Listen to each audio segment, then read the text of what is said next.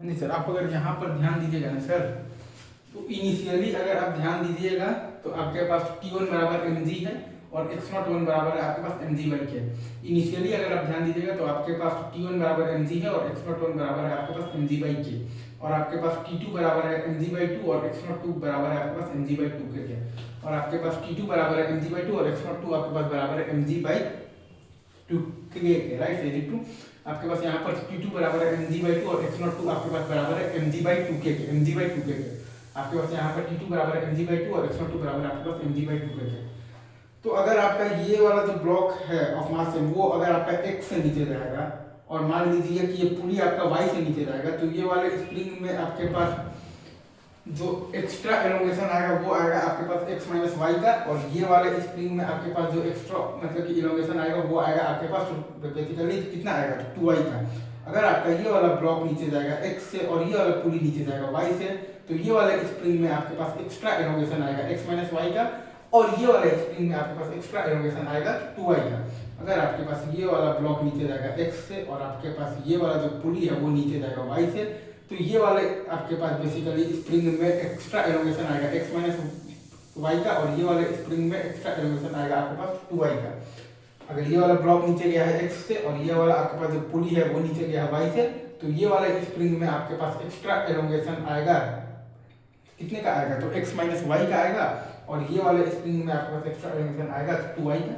तो एक इक्वेशन हमारे पास है मतलब बेसिकली तो क्या है, T1 बराबर है आपके पास k times mg by K और प्लस है आपके पास x माइनस वाई। एक आपके पास इक्वेशन है T1 बराबर है आपके पास k times mg by K और प्लस x माइनस वाई। एक आपके पास इक्वेशन है T1 बराबर k times mg by K और प्लस है आपके पास x माइनस वाई। एक आपके पास इक्वेशन है T1 बराबर है आपके पास k times mg by K और प्लस है आपके पास x माइनस वाई। और दूसरा आपके पास आ जाएगा तो k times mg by K और प्लस है आपके पास x माइनस वाई और माइनस mg बराबर m। दूसरा आपके पास आ जाएगा k times mg by K और प्लस है आपके पास x माइनस वाई और माइनस mg बराबर m। दूसरा आ जाएगा आपके पास k times mg by K और प्लस है आपके पास x minus y minus mg बराबर m। और T2 बराबर मतलब कि आपके पास क्या है k टाइम्स mg बाई 2 के और प्लस है आपके पास 2y।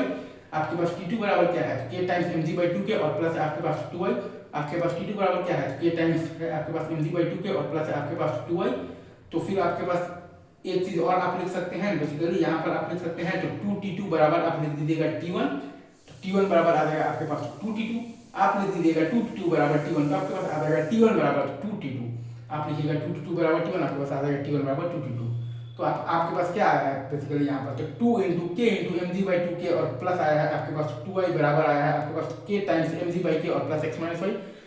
आपके पास यहाँ पर क्या आया है बेसिकली यहाँ पर तो 2 into k into mg by 2k और प्लस 2y बराबर आया है आपके पास k times mg by k और प्लस x माइनस वाई। आपके पास यहाँ पर तो क्या आया है बेसिकली आपके पास यहाँ पर आया है 2 into k into mg by 2k और प्लस 2y और वो बराबर आया है आपके पास k times mg by k और प्लस x माइनस वाई के। आपके पास यहाँ पर आया है 2 into k into mg by 2k और प्लस 2y बराबर आया है आपके पास k times mg by k और प्लस x माइनस वाई के। तो वहाँ से आपके पास आया है x बराबर 5y, y बराबर x बाई 5। वहां से आपके पास आया है x बराबर 5y और y बराबर आया है आपके पास x by 5। Right sir, is it true? x बराबर 5y और y बराबर है x बाई 5। तो a बराबर आपके पास क्या है 4kx बाई 5m। a बराबर आपके पास क्या है 4kx बाई 5m। a बराबर आपके पास क्या है 4kx बाई 5m। और ओमेगा बराबर आपके पास क्या है तो under root of the 4k by 5m। Omega बराबर आपके पास क्या है तो under root of the 4k by 5m।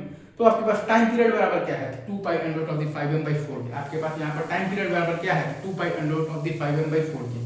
आपके पास यहाँ पर टाइम पीरियड बराबर आ जाएगा 2 pi under root of the 5m by 4k। आगे बढ़े क्या?